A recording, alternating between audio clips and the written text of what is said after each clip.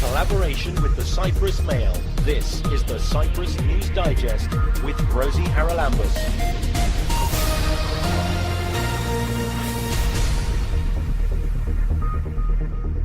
Well, I must say it's good to be back with you after the summer break, and coming up on the programme this week, we will hear how the inadequate money given to asylum seekers means that many of them can't find accommodation and are being forced to sleep rough in our parks. The Cyprus Stop Trafficking NGO recently sent an open letter to President Nikos Anastasiades and the Cabinet. It was published, and it was clear that they were complaining quite bitterly about the inadequate allowance for asylum seekers in Cyprus. Joining us to discuss the issue from KISA, the NGO for Action for Equality, Support and Anti-Racism, is Doros Polykarpou. Doros, you work quite closely with the Cyprus Stop Trafficking people, and I think you know all the details about this. It does seem, from what I've read, that there are people sleeping in the open in the park because they can't afford to find a roof over their heads. Yes, we do work together with Cyprus Stop Trafficking, and Caritas is also aware and trying to deal with these issues. Unfortunately, there is no positive response on the side of the government on how to tackle this. Many of us or all the NGOs, they are left alone and to find solutions, and it's quite impossible right now for various reasons. Because first of all, the amount of money given to the people to rent accommodation is inadequate to secure accommodation. I mean, you can imagine that nowadays with €100, it's impossible to rent or share accommodation or to rent your own accommodation. Well, I did have a little bit of a look before I came over to talk to you, and it seems that the average rent, certainly in Nicosia, is something like €400 a month. The average is €400 a month, and not only, I mean, even if two people come together and they want to rent this accommodation, still is not possible with the money they get. And if it's a family, then we have another problem, because on purpose, when they agreed on the amounts to allocate for the accommodation, our parliament, in my opinion, an unacceptable logic behind it, they decided that irrespective of the size of the family, they will give maximum €250 for a family unit to rent accommodation. So you can imagine that if you say €400 not enough for one person, you can imagine it's what needed for one person, and €100 or €200 is not enough to secure accommodation for a single person. You can imagine what does mean if you have a family with 3 or 4 children, and then you are looking for accommodation in Nicosia or in Limassol or in another city for €250, which is impossible. But it's not just the amount that is allocated. The issue is that the people, they have to pay. They have to have the money, secure accommodation, pay the rent, pay the guarantee, which means that, let's say we are a family of 4, it means that we found accommodation for €600, it means that we have to have at least €2,000 to prepay, 2 months guarantee, plus 1 month in advance, and we pay this amount of money. We get a contract. If we get a contract, because there are owners of landlords that they prefer to rent the accommodation to people that they don't make a contract with them in order to avoid taxation. So let's say you got this contract and you can submit it to the authorities, and you wait for another 4 months to get the payment for this accommodation. So you can imagine that under these circumstances, the people, they don't have the money to prepay the rent, even if they find somehow accommodation, and then they have the problem of the height of the rent, and they have the problem to maintain, because for the first 6 months, you are not allowed to work, and you get this small amount of money as a subsidy for rent. But after the 6 months, then you will be asked, irrespective of the conditions you have, to take up employment in farming and agriculture, which means that you will get €420 salary, and then based on this amount of money, irrespective of the height, your family is out of the system, because in the reception condition law says that regulations says that people who has employment, irrespective of the amount they earn, they are not allowed for reception conditions. So do they then not get the food vouchers and the clothing vouchers? No, nothing. From the moment one member of the family is employed, the rest of the family depends on this 400 euro to live, to pay accommodation, to pay electricity, clothing, everything with this 400 euro. You can imagine that under these circumstances, the people are stuck in confinement, and because at least there they are isolated, they are away from the cities, they are away of any of any interaction with the society, but at least they have a secure place to sleep, they have some food, and they cannot run from the morning until the evening with the fear that tomorrow I will not know where my children will sleep, I will not know if I will have food for my children, I will not know if I will have the most basic to survive.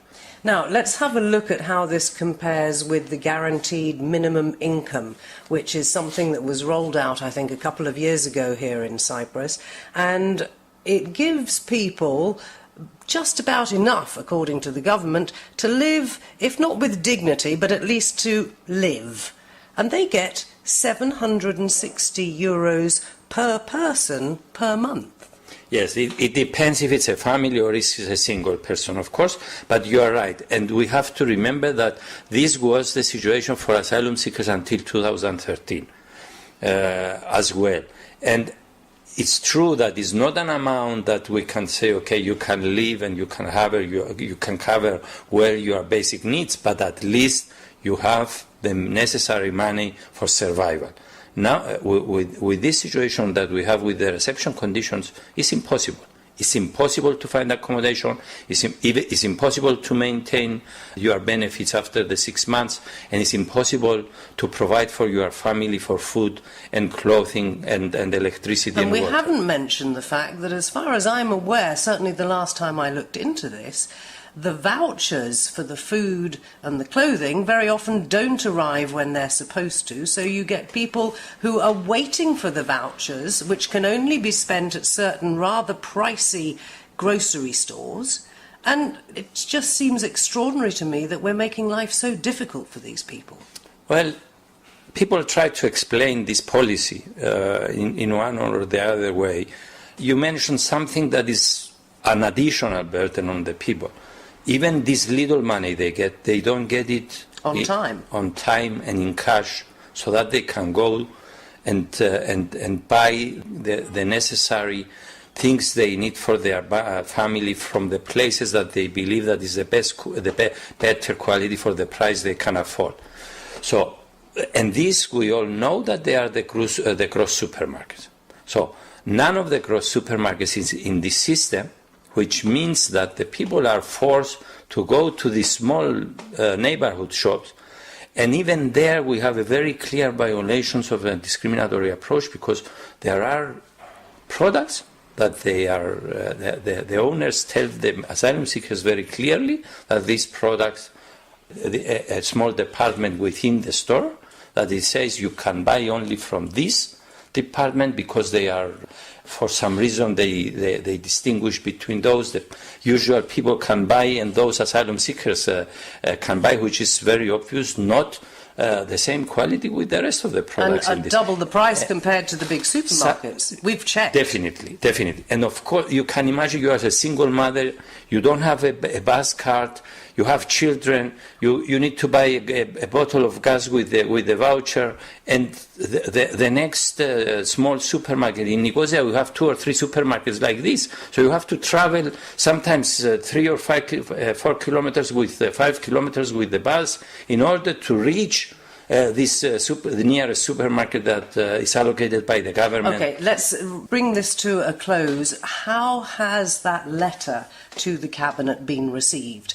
Has there been any reply, any feedback? And what can you as KISA do about this business of the vouchers? Why is it not very simple that people go to an office, and collect cash in hand to spend on what they need to spend it on? My feeling is that the government took this measure with the aim to discourage people from coming to Cyprus. Unfortunately, I think this is what it was calculated with this decision. There is no other logical explanation. So you're saying basically that the authorities here are actively trying to make life difficult so that possibly the word gets back to wherever these people are coming from. Don't come to Cyprus, it's dreadful. To make the life of asylum seekers is difficult anywhere. What they try to do here is to make the life impossible or to make it terrible in a way so that they cannot bear anymore this situation on the people, and they either leave the country if they arrive in the country, or they don't even come. We know that this doesn't work. It's an illusion. It's the same illusion with our migration policies, the migration policy that we believe that people will arrive, they will work for 4 years, and then they will leave the country, and it doesn't work. And then you need to establish a system that is more and more difficult. It's the same way. The people, when they decide to go to a country to seek protection, they don't have the luxury to decide whether I will go to Greece or I will go to Cyprus. They go to the nearest country they can reach for their protection according to the money they can afford to pay to the smugglers. I want to make aware that there are no legal ways for refugees to arrive in Europe nowadays. All of them, they have to pay smugglers. So if you are a single person and you have a family and you have certain amount of money, you have to find the most secure way to reach a country where it's safe for your country. So you don't think whether the conditions there will be better or worse. So this policy didn't work, didn't achieve what they expected to do. We have more asylum seekers this year than we had in the past, so it doesn't work. The only thing we made is that we make the life of the people so miserable, of these people. And I would remind that what is the message we give to the children? What is the message we give to these asylum seekers that tomorrow will be the future refugees that we are going to try to integrate in this society, but it's going to be very difficult based on this very negative experience they make initially from this society. And these are going to be the children, the future citizens in this country. They will become citizens in this country. We have to be aware. I mean, later or sooner, we have no other option than to accept these people that they will become part of our society. So the better we do is to decide as soon as possible to give them an opportunity to become equal citizens, to feel part of this society, and to contribute to this society. They are even excluded. We are one of the few countries that we even exclude the refugees and the asylum seekers from contributing. They can contribute much more than we allow them to do so, and we don't even allow them to do this in this country. Well, it's got to change sooner or later. Hopefully it will. We've been talking to Doros Polykarpou from KISA, Action for Equality, Support and Anti-Racism, about that letter sent to the government complaining about the totally inadequate allowances that are given by the government here to people who are seeking asylum. In collaboration with the Cyprus Mail, this is the Cyprus News Digest with Rosie Charalambous.